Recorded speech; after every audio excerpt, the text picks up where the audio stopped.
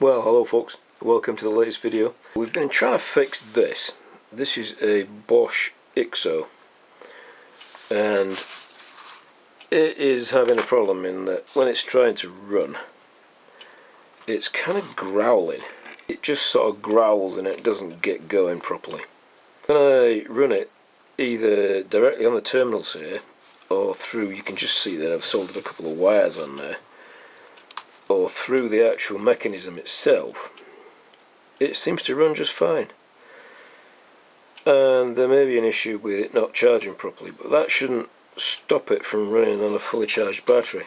In this video I'm just going to go through how to get the internal resistance of the battery, because I think that might be the problem, and then we can then work out whether that's going to cause a problem or not. So firstly, here's a little demo. So we've got our leads connected up there, and then if we go here, we've got a 4.2 volts, because the Bosch IXO is about 3.7 volts, and when these batteries are charged, they're around about 4.2 volts.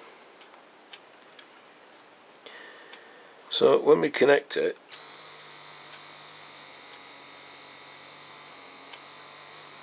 it is running just fine. When we connect it with the battery though, it makes a grinding noise. It's just not getting going. And so that's why I suspect the battery. So how do we get internal resistance? Well, the way that engineers look at this is, on paper you have a thing called a pure voltage source, which is represented by that symbol, even though this is actually a DC source. And it's usually called VS. And then you have an internal resistance, which is VIR.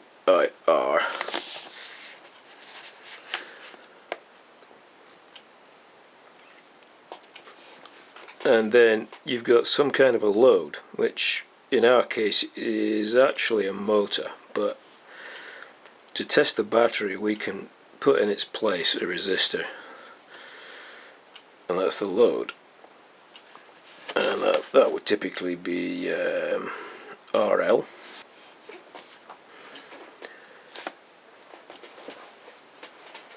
So what happens essentially is this source, which is going to have a positive and a neg, right? By convention, possibly not by reality, but by convention, the current will then go that way, around here. And because there's only one path, there's only one current, so the current that's in there is the same as the current that's in there. If we can winkle out that parameter, I tot, then we've got a chance of calculating what this is. And we can do that using the load, because we can measure the load, and we can't physically measure that because it's inside the battery. So we also can't physically measure VIR, which is across the internal resistance, because that's inside the battery too. But we kind of can, actually, because this is a little bit like one of those equations that you would do at school, where you've got two linear equations and you put them together and you manage to eke out one of the values, except that it's not that complicated. It's not even close to being that complicated. It's actually really, really easy. So the way that we go about this is by measuring two different conditions. We'll basically disconnect the load completely and we measure the voltage source, which appears at these terminals. Then we connect the load and we measure the voltage across the load, which will be different. You'd be surprised, it is different. It's not much different, but it is different. And then we can use the two different values to work out what that is. So when there's no load connected, you've got all the voltage across these terminals, and therefore when you connect the load, all the voltage is going to be dropped across there and across there, but it's going to be divided by these two. So this is where it starts to get a bit tricky, I guess. But essentially, if you have VS without any load on there as being the total voltage possible in the circuit, subtracting just the voltage that you're going to measure across here, VL, what you're then going to get as a result is VIR, because that's the only voltage left, right? So if this comes out as 5 and this comes out as 4, subtract the 4 from the 5 and you're going to get 1 volt VIR. Of course it's not going to be that way because it's not going to be that simple, but it allows you to get that. And that you can then do is you can measure this, because this is outside of this battery. You can get the resistance for that, and then because you know that, you can work out what the current is. And so there is a way to winkle out this internal resistance of the battery. And so let me show you why it's important next. If you didn't understand that, then we're going to go through this step by step anyway, so let me show you why that's important. So why it's important is this, right? If you've got you can see on let's just say that we had 8 amps driving our motor, so V equals IR, so 8 amps is the I, and then the R, let's just say the R is 50 milliohms, which is kind of what it says on Google it's supposed to be, right? So 8 amps and 50 milliohms should be around about I think 0.4 volts, I think. So if you've got in the Bosch IXO, you've got a battery that's 3.7 volts, I think, something like that. So minus 0.4 is still going to leave you with a big chunk of that battery, right? But if you get 150 milliohms, then you may as well say 8 amps times 50 times 3. Then you're going to get 3 times that. So you're going to get 1.2 volts. So if you then knock 1.2 volts off your 3.7, then you're down to 2.5 to drive your motor, which is going to make the motor growl a bit, which is what's happening. So this is why I need to do this test, and so I'm just going to show you how it's done. So step 1 is measure the unloaded voltage of the unit, the battery. So if we get the unloaded voltage, let me get my probe to it a minute. So if we get the unloaded voltage, and we are at 3.88. So step 2 is find a suitable load resistor and measure it. Okay, so this is 23.7 ohms. If you were to choose, say, a 1k ohm resistor or a 1 mega ohm resistor, what you would find is when you loaded the battery with it, the actual percentage volts drop across the internal resistance wouldn't be big enough to measure. It would be pretty difficult. So you need to choose a lowish resistor, but you don't want something that's going to burn your battery or burn your fingers even. So you need to just be careful. But let's measure the voltage now with that. So we'll just measure the resistance first.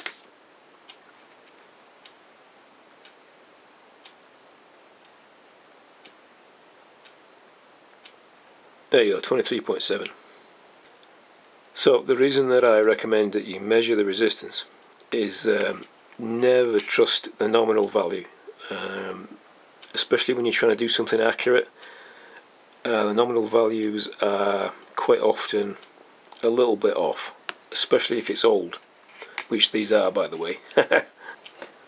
So then you measure the battery with the resistor across it, and you get 3.86. Okay. So part 3 is measure the loaded voltage. So this is the battery with the resistor across the terminals.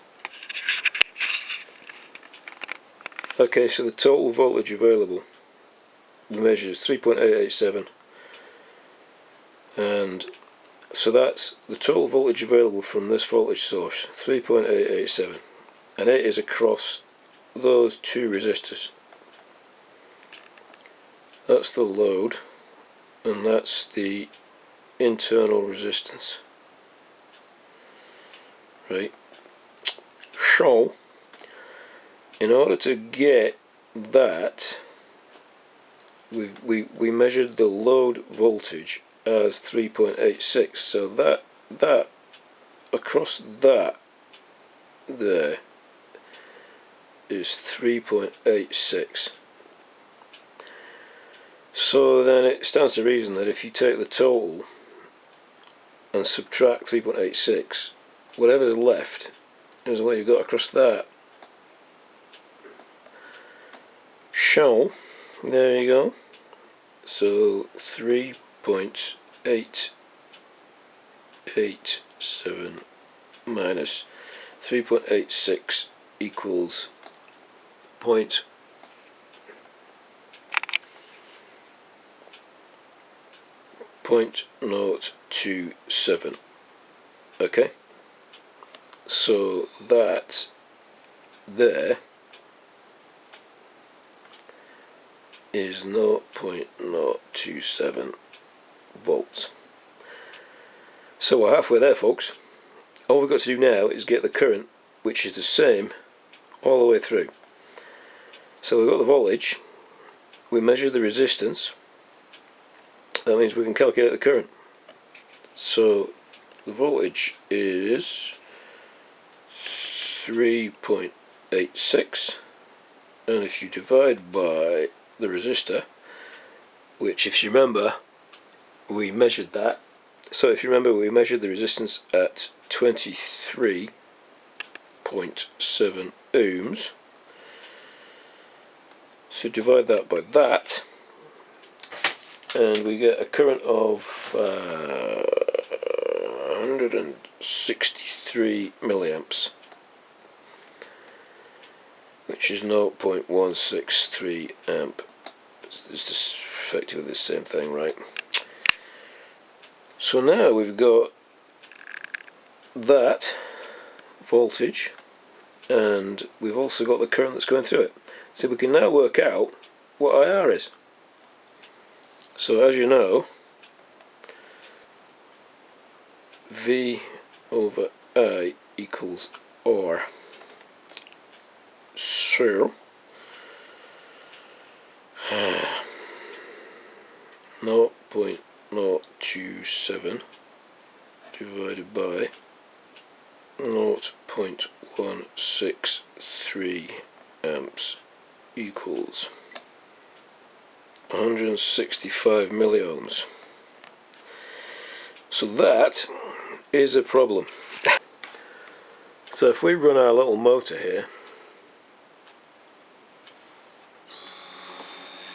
and then take a close look there, that's about 8 amps. Sorry about the maths, folks, but V equals IR, so this is I and that is R and that is V. So basically, if you've got an internal resistance of 165 milliohms, doesn't sound like very much, does it? But that gives you 1.32 volts, and if you go, it's a 3.7 volt battery, right? And if you knock 1.32 volts off it, you end up with 2.38 volts to run your motor. and that's why it's growling, because it just ain't enough. See, if you go into Google and look at the specs for that particular battery, right, 8 amps times 50 milliohms, which is what it's supposed to be, is only, well, nearly half a volt. So half a volt from that is still 3 odd volts. It's much more to run your motor on. And so that is just taking too much.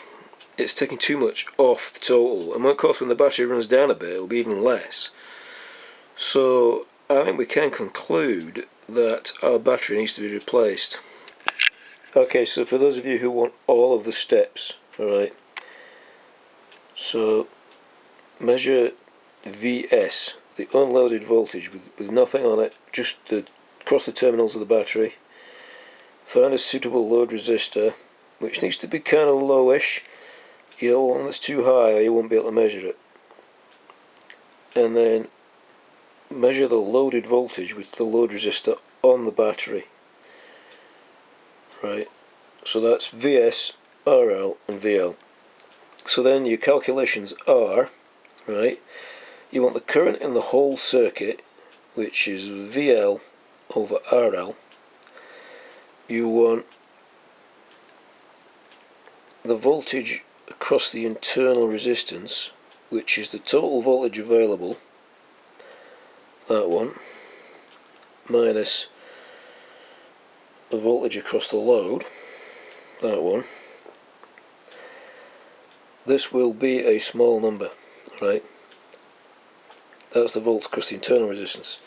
So then to calculate the internal resistance to compare to the spec of the battery, for example, you basically take VIR, which you did there, and divide it by I tot, which you did there, and that gives you what it is. That's how you find out what it is.